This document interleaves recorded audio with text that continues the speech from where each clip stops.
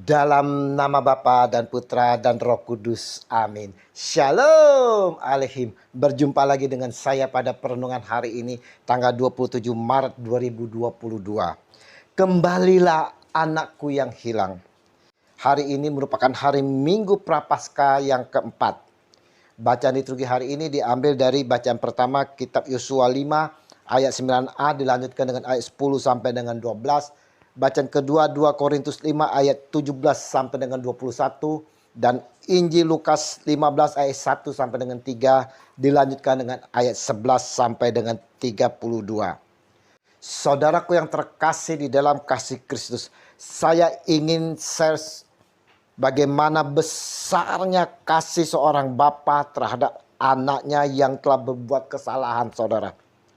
Ada seorang anak gadis yang telah memberontak terhadap ayah ibunya dengan meninggalkan imannya akan Yesus Kristus dan pergi lari dari rumah. Dalam perjalanan keluar dari rumah, saudara-saudara, si gadis ini berkumpul bersama-sama dengan gengnya, teman-temannya. Mereka berpesta narkoba, saudara. Nah, di dalam pesta pora tersebut, di dalam pesta narkoba tersebut, si gadis dalam keadaan tak sadar diperkosa. Dan tak lama dari itu, saudara-saudara yang terkasih, si gadis ini hamil dan mau meminta pertanggungjawaban dari teman-temannya. Tapi tak ada satupun yang mau bertanggung jawab, saudara. Dalam kesedihan dan menyesal, dia pun mendatangi dokter kandungan untuk diaborsi janin yang ada di rahimnya. Tapi semua dokter menolak, saudara, karena usia kehamilan telah memasuki bulan ketiga. Dan lagi si gadis ini masih muda. Dalam keadaan sedih dan menyesal, dia meratapi nasibnya di sebuah emperan toko sambil menangis. Banyak yang melihat tapi hanya melihat, tak ada yang berempati untuk membantu.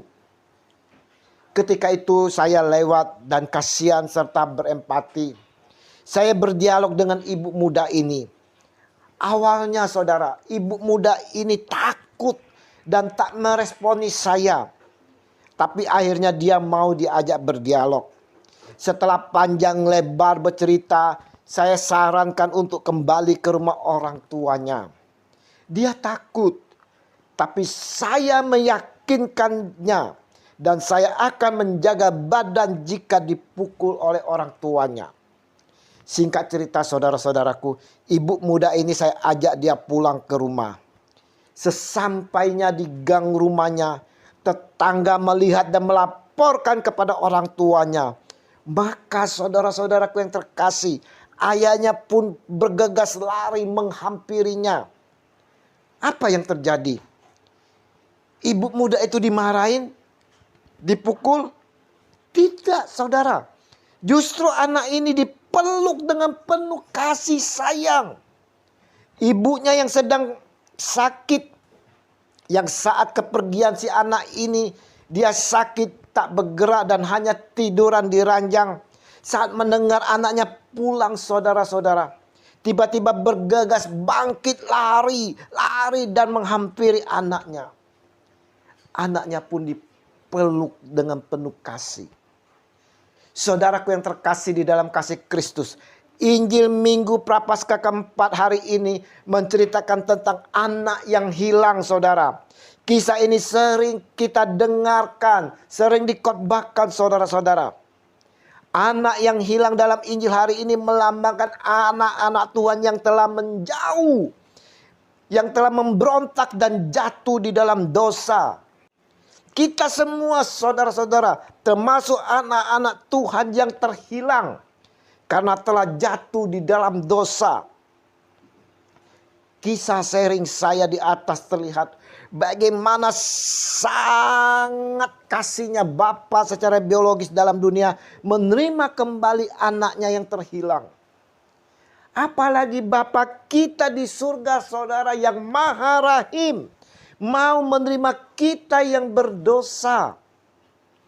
Inilah gambaran kasih karunia bagi kita yang berdosa. dan reaksi kita dalam menerima kasih karunia itu, saudara. Pengampunan adalah salah satu dari sekian berkat yang diberikan Allah kepada anak-anaknya yang mau datang kembali kepadanya. Ia ingin agar kita mendapatkan yang terbaik yang Ia miliki. Pada masa Prapaskah ini, saudaraku, merupakan masa di mana kita harus kembali kepada Allah Bapa kita.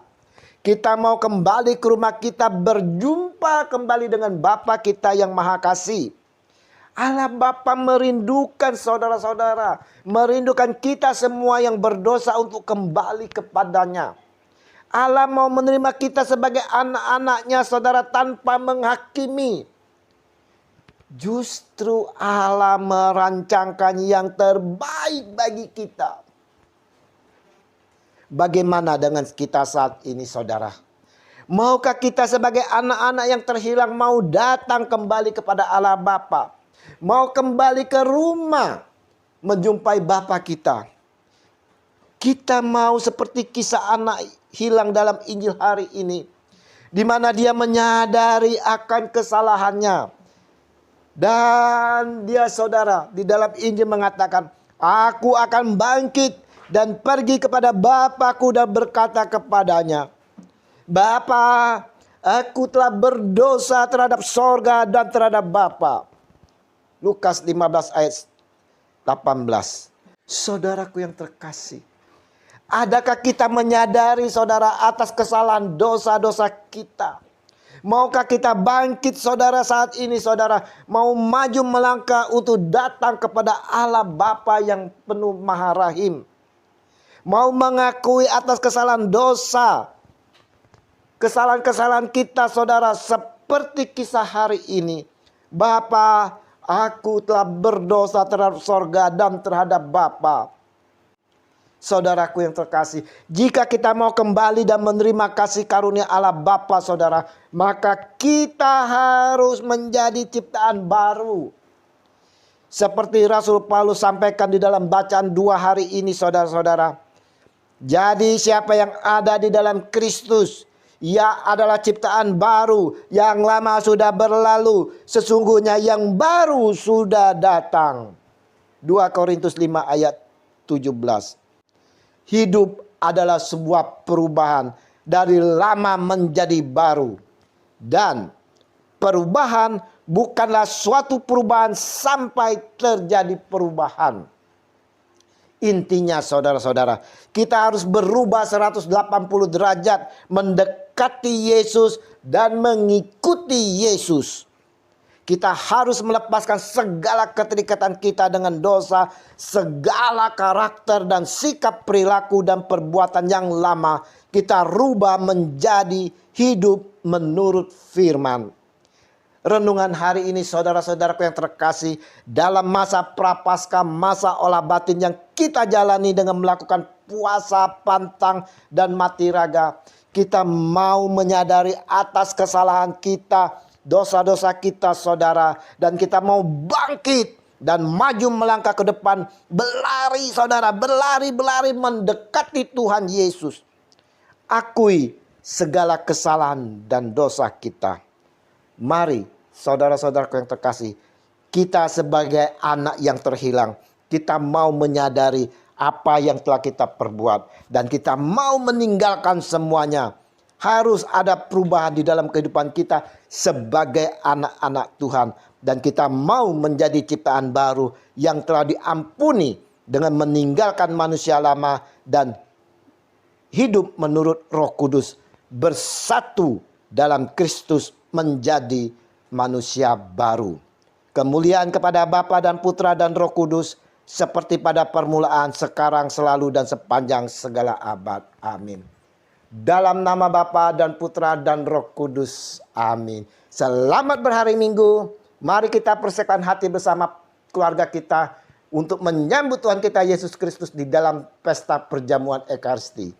Dan terimalah perutusan karena kita diutus. Shalom Aleihim.